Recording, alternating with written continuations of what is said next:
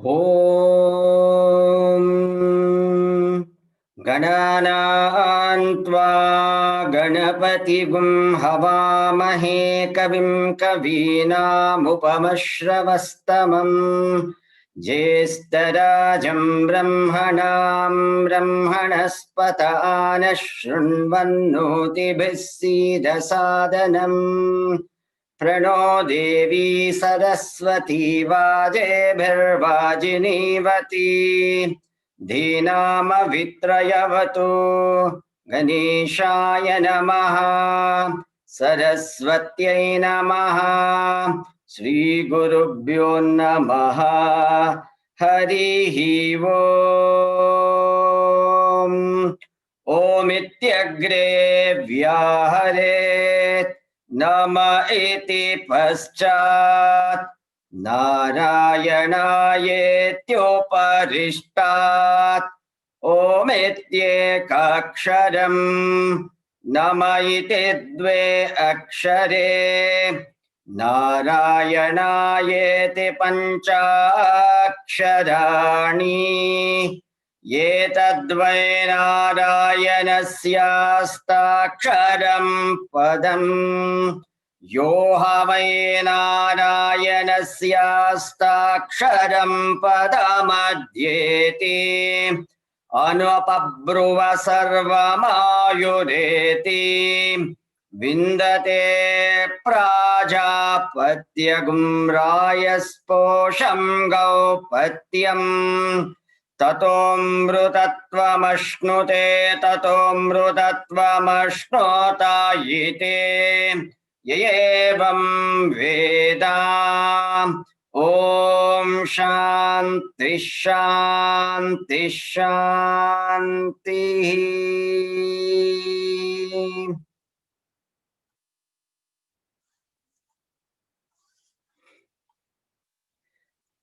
Pranams at the lotus feet of our dear Lord, Bhagwan Sri Satya Sai Baba.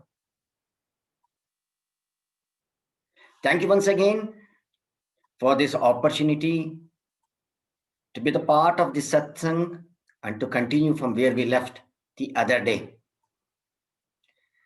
You may recall that the theme of the satsang which we had started the other day is Namasmarana. Yesterday we started off with a question, why Namasmarana? So today we will continue with that question, why and what is Namasmarana?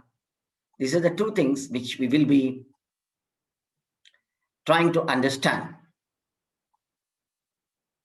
Let us start off with what Bhagwan has told us and what is Namasmarana. We may recall that Swami always conveys great truths to us in very simple day-to-day language so that it gets etched in our hearts forever. Swami told us that the vitamin called Vishweshwara and the pills of Ramanama cures all diseases that we are facing in this Bhavasagara. Let's try to analyze, understand, not analyze, understand in our simple way the import of this message, the power of this message that Bhagwan has given us in our own limited way, the way we understand in our day-to-day living. Let us take the second part of this fantastic, powerful mantra, which Swami says, vitamin called Vishweshwara and the pills of Ramanama cure all diseases. So what are these pills? So Swami says, Namasmarana, that Ramanama is a pill to cure the diseases of this Bhavasagara. The 6 enemies, Kama, Krodha, Lobha, Moha, Mada, Mascharya's that we are facing. And there is that illnesses that we in this samsara are facing. So let us see Why does he, one way of looking at it is, why does he call this as a pill? Well, we do not really, there can be several ways of looking at it. One simple way of looking at it is simply take it as a simple medicine, the tablet that we take for the disease that we have. Let's say that we are addressing a disease called cold, cough, or a fever. Go to the doctor. So why do we go to the doctor? We have faith in the doctor because he's an expert. He has spent his time studying about medicine and he has learnt it to some extent. He's much more knowledgeable than an ordinary man like you and me.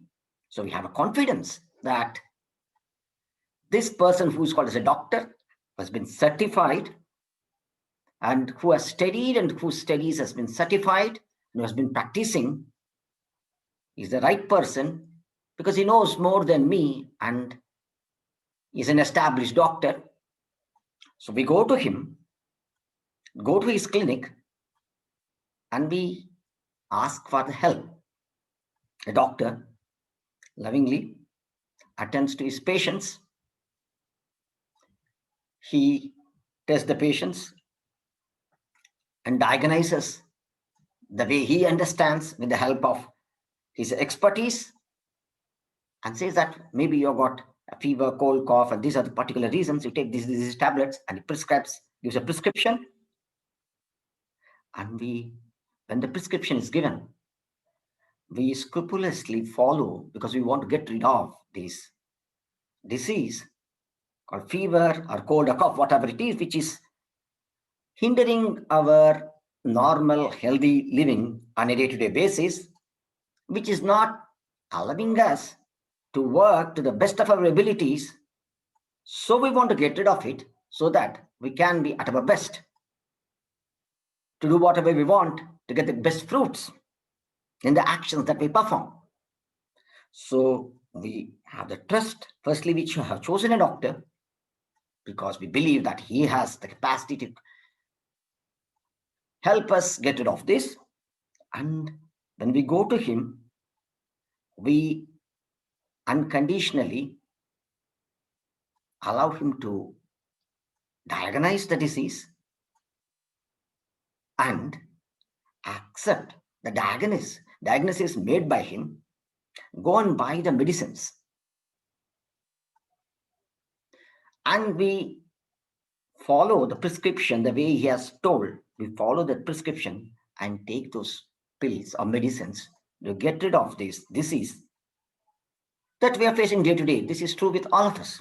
Well, if there is going to be any kind of a disbelief at any stage, well, we don't allow doctor to examine us. Well, fine.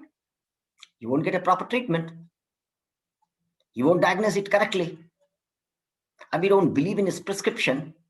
We may not buy medicines. We buy medicines and then we can still be oscillating whether I should take or not. This is not going to do good or bad. Well, once we have a complete trust, we follow all the steps, go buy the medicine, and we take the medicine and we are cured of it. So the trust is a very important thing. So Bhagavan says that it is a pill to cure the disease that we are facing in this Bhavasagara. The vitamin called Vishveshwara and the pills of Ramanama cures all the diseases. So when we want to take this pill, there is certain process. Simply the way we understand, simply when we go to the doctor, so many things are involved in it, which you and me very easily understand. In a similar way, when we want to take the pill of Ramanama, that faith, that confidence, that completeness in accepting the words of Bhagavan should be there. Bhagavan has also told us in his speeches several times that this Ramanama or the Namasmarana is a powerful weapon for you to cross this Bhavasagara or samsara with so many difficulties. He gave a beautiful analogy of a lantern. Swami told us that this Namasmarana is like a lantern. What is a lantern? Do we all know that? It's going to have, those days when Swami narrated it, it was like a small kerosene lantern, which people use mostly in the olden days. People used to use this, and we are all familiar with it. Maybe the modern terminology for a lantern is our mobile light on the mobile phone, and we always have these lanterns, little torch lights, or whatever it is, and then we know how we use that. So let's go back to the analogy that Swami has given us. Swami told us that this Ramanama Namasmarana is a lantern. So what does a lantern do? If you keep it statically in one place, the light emanating from the wick of the lantern is going to clear the darkness, and it lights up the surrounding areas, maybe up to 2 to 3 feet. Well, you're able to see everything clearly in that small vicinity. And if you want to go from one room to another room, when there is darkness prevailing everywhere, simply we know that we have to, common sense says that we have to take that lantern and walk with it from room to room. And wherever we go, there is light which is coming up. The light, we are carrying the light, and wherever we go, we're able to see. And what is the power of this little lantern? Not just a room. You'll be able to walk miles and miles holding this lantern. You'll be able to walk through dense forests filled with wild animals safely through the lantern, avoiding all the dangers, because you're able to see all the dangers and avoid them. Stay alert. So too, this lantern called Ramanama or Namasmarana helps us. Once we keep it in our heart, the light that is emanating will carry us through this Bhavasagara.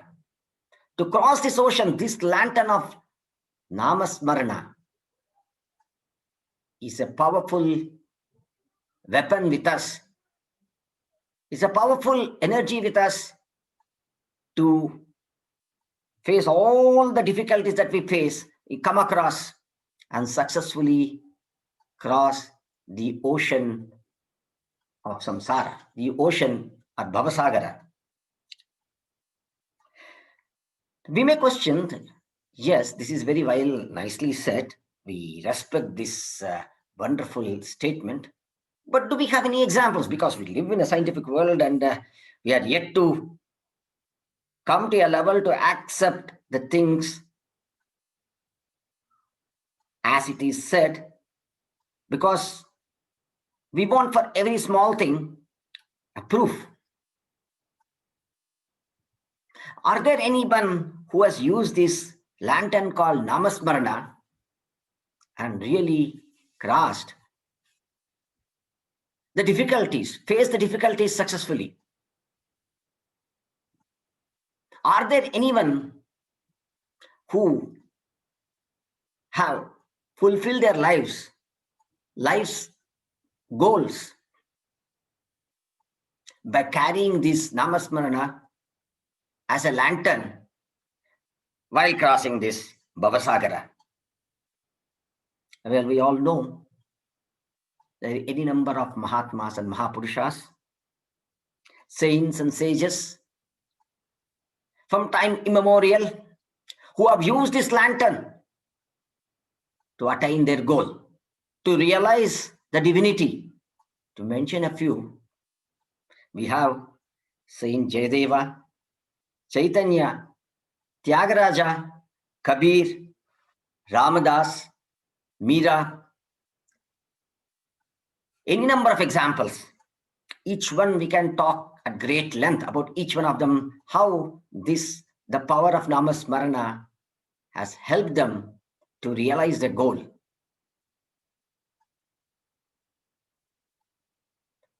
For that matter,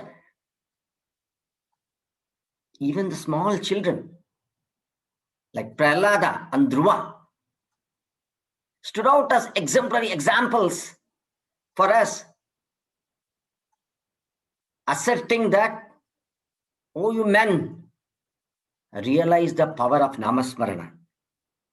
I think it's worth looking back into the story of these little children, Prahlada and Dhruva. What did Dhruva do? He was a very young kid. He walked into the dense forest all alone in the thick darkness. Imagine that. Imagine a small kid walking all alone in a dense forest filled with wild animals, darkness everywhere, by chanting the name Namo Narayana. And he did the penance, and Lord Vishnu appeared in front of him and blessed him immensely. And let's take the story of Prahlada. We all know that Prahlada, son of Hiranyakashipu and Kayadu,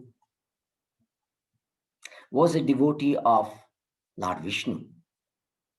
The only weapon that Prahlada had is the name of Narayana, which was ever residing in every part of his body.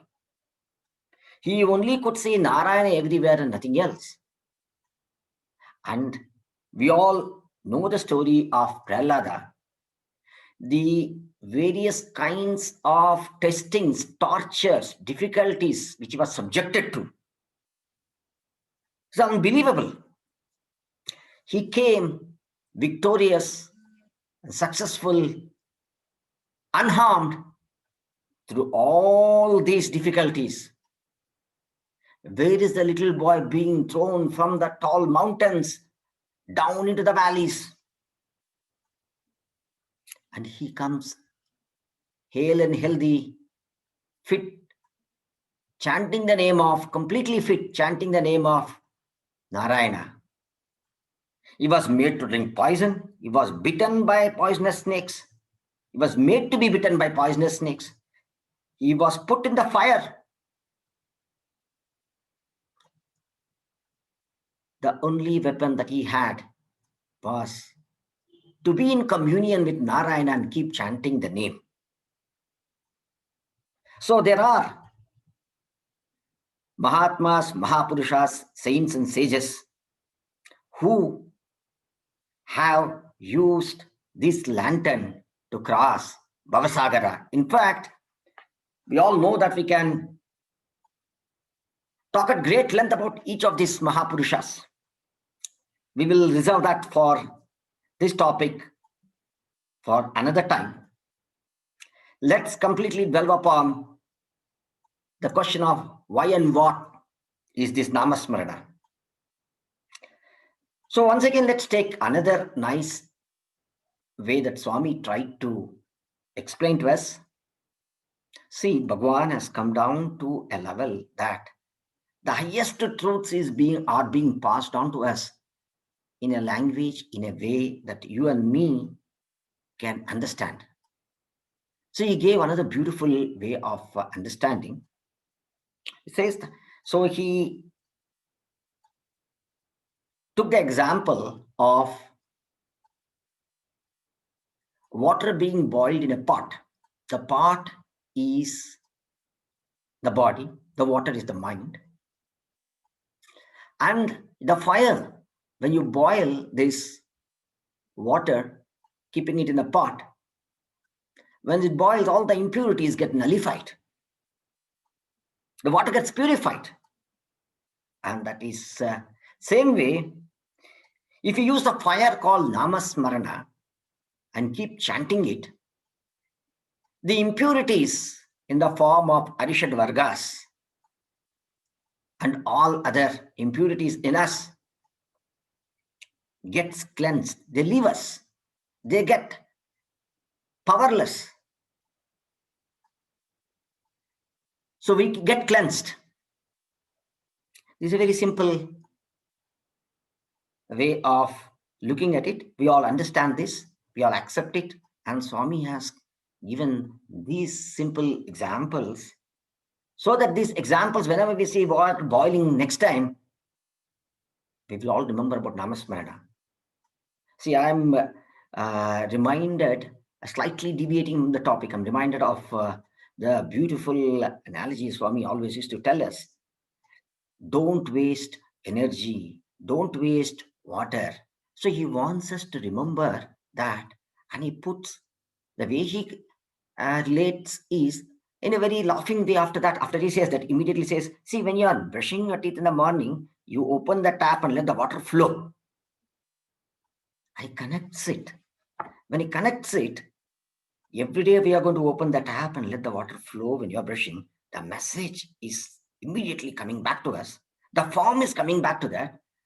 That love for Swami, that energy of Swami comes back. Of course, we put a switch off the tap immediately. This is true with all of us who have heard this message. But the number of things that happens this message are innumerable. Not just wasting the energy, not just switching off the tap, the thought that you get connected to Swami, the thought that a reverence that immediately comes up, the prayerfulness, there's so much of bountiful blessings are coming in a quanta to us to energize us for the rest of the day, for the rest of the life, because we're going to use the tap several times. I'm sure all of us who have heard about it will always remember this fact. Once we have heard that Swami has told us, we will always, this thought will be etched in us forever. And that's the power. When Swami says that Namasmarana is a powerful entity, it is like the fire which is burning all the Arishad Vargas, like water in a pot getting boiled by the fire. I'm sure whenever we come across, several times we come across this, and not only we are related of this simile, but also we get reminded of Swami. The way Swami has put it in an emphatic way that it gets deeply etched in all of us, that springs up. That's the divine blessing. The Namasmarana, which is deeply hidden in every atom of us, gets automatically rejuvenated, whether we want it or not. The divine vibration of Om is always there in all of us. And that's get connected. So that is Namasmarana. We all have always some amount of confusion that even if I do this Namasmarana, I don't get the benefit immediately. I don't see that I'm getting all that I want. Let's get back to the same example that Swami has given. Simple example of boiling water, which is in a pot. So you have a fire, you keep your pot with the water on it. So as soon as you keep the pot with water on the fire, does it boil? Is it correct for us to expect that it should boil? Do we expect it at all to boil? Well, none of us would do that. Why is it so? Because we all have experienced sometime or other. We have attempted to boil water in a kettle or some other system. We all know that there's a convection process which takes place. The heat first is going to heat up the base, and through the conduction process, the convection starts. The water slowly, the cold water which is at the bottom gets heated up and it becomes less denser, it goes up. The heavier water which is cold, it comes down. And conduction and convection process takes place. Then the water slowly, you see there's a pattern that sets in, the circular pattern which sets in. The cold water going up, the hot water going up and the cold water coming down, and there's a circulation pattern which takes place. And after some time after this is After this pattern goes, what is happening exactly? The heat is slowly getting carried and the cold burns are coming and the particles gets heated up in the kettle. And after some time, you see that slowly the hissing sound in the water and bubbles start forming and it's bubbling and gets heated up. So there is a certain time span, even for a small activity which we have seen day to day, and we accept that because we have experienced it. Now go and tell this to someone who has never heated water that it is going to take 2 to 3 minutes for you to heat up a water, or 1 minute if you have a very powerful. If he has not seen it, it is difficult for him to understand. If he has not heated the water, it is again difficult for him to really take it your face value. But if you were to go and show him, that he will immediately accept it. Well, that means we have to do the work. We have to act of really taking a kettle with water and heating it up, experiment it out, and then say whether it's going to boil and whether the impurities, water is getting relieved of impurities, all that we could see. We all know that we could experiment it out and see. Why? So for a simple thing like that, which we see on a day-to-day basis, it is our experience which is responsible. When we want to see the truth of this powerful weapon which Bhagwan has given, why not experiment it out? We are believing in the fellow scientists when they say that you put the water on fire to a kettle and we experiment it out, because we want to quench our thirst, we want to have tea, coffee, we want to do this, we want to cook. So our daily needs, which can again be elaborately discussed, which we believe we have to eat to have our energy, to have our life, so we go and do that. There is a need, and we are convinced for living on this earth, we are doing all this. When it comes to energizing us for crossing this Bhavasagara, we are not even willing to experiment. We are not even willing to listen to that which has been told. So how is that we can really know what is this Namasmarana?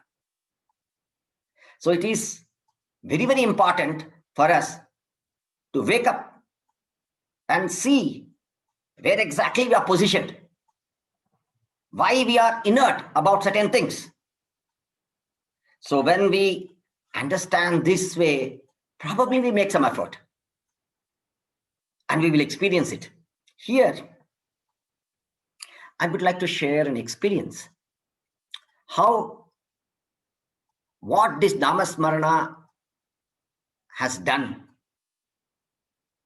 to some of the Sevadal members in the Samiti.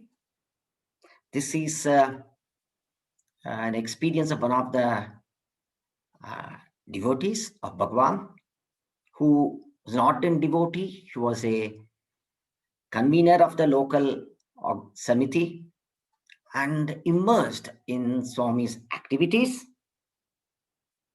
He comes from a village, and from his childhood, he has been setting right the things in his village, correcting people, helping people, and doing seva. And when he came into Swami organization, he was even more immersed. Prior to that, when he was in his village, he had few enemies. So they were always waiting for an opportunity to attack him and kill him. It so happens that during the Gram Seva, the team of Sevadal members visit this village and they want to serve the enemies in the village who were his enemies. Now see this man, now quite aged, and his process has become a little more softer. He's didn't look powerful as he used to look before. So waited for an opportunity to attack him and kill him. But as he has joined Swami's Samiti and has started believing in Bhagwan, he took to Namasmarana. He always used to keep on chanting Namasmarana. So in the process of serving in the village, on one occasion he had to go to the village to get something ready in the night time.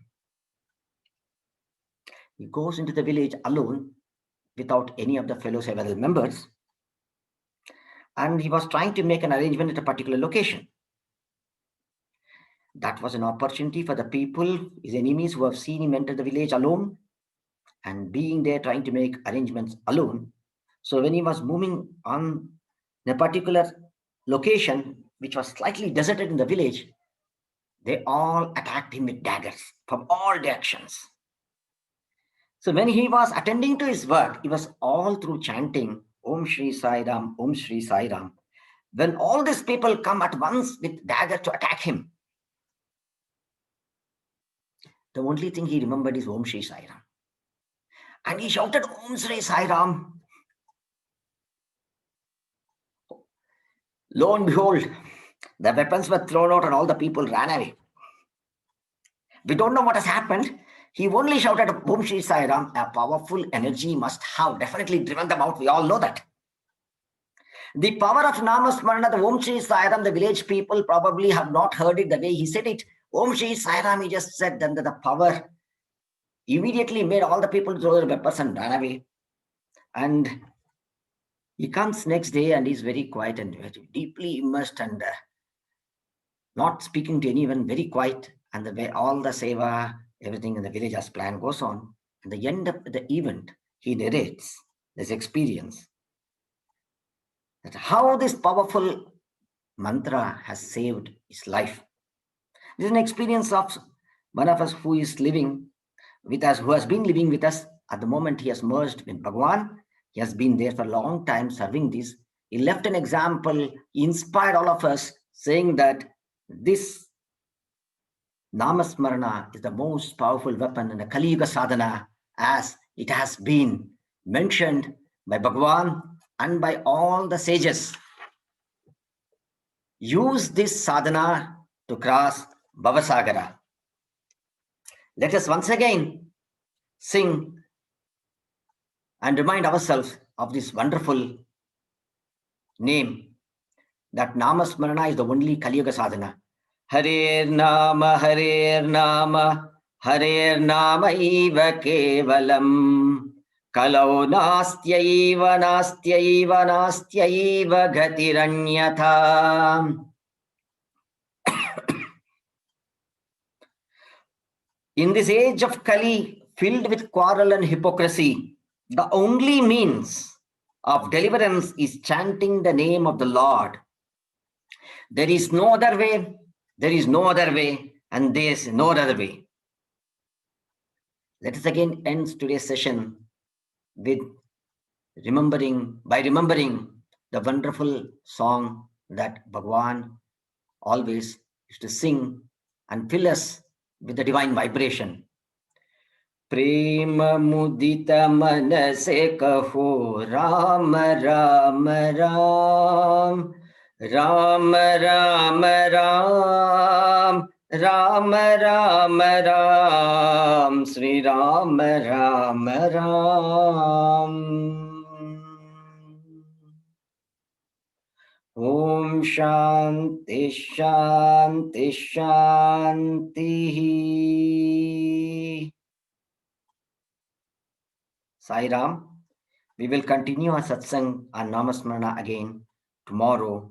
We'll delve more deeper and learn about it, share our learnings on how to do Namasmarana, the power of Namasmarana, when to do Namasmarana, where to do Namasmarana. We will once again share our thoughts tomorrow. Jai Sai Ram.